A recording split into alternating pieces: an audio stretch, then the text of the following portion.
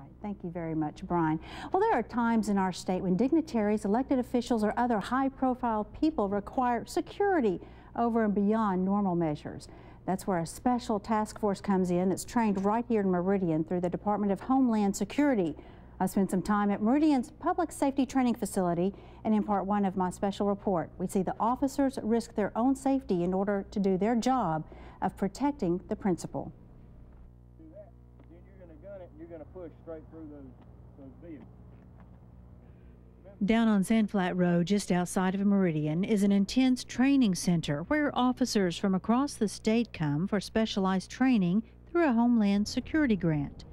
This particular week, it's Executive Protection, the advanced course. The officers already have 56 hours of training at this point, but as training coordinator Michael Street says, once finished, they will be ready to be a part of a select group, the Mississippi Force Protection Task Force.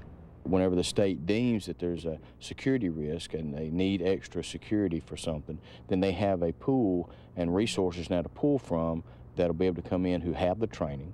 They can work side by side with Secret Service or any of the marshals to protect any dignitary that may be visiting Mississippi.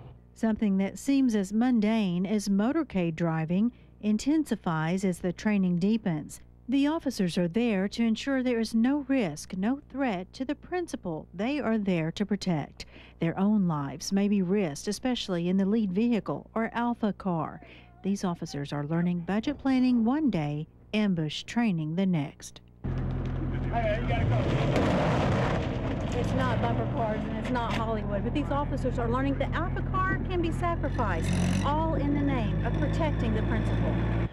They're going to learn how to plan missions from the nth degree of the budget all the way through to the last part of protecting the principal for, let's say, if they're on that principal for 30 days, such as the president or the governor or detail where they have 24-hour security, then these guys now know how to go out and perform that type of security 24/7. There are significant differences between these officers' regular job duties at home and those of their new Homeland Security role. We're more of a, in this type of field, we work for the dignitary who are we protecting. In the law enforcement field, we actually work for the public. Their safety comes first for ours. And tomorrow night, an up-close and personal look at the training as I have the opportunity to drive that alpha car through a vehicle ambush exercise. We also learn about the sensitive nature of Homeland Security as we hear from an agent about the mission these officers are involved in. Wade?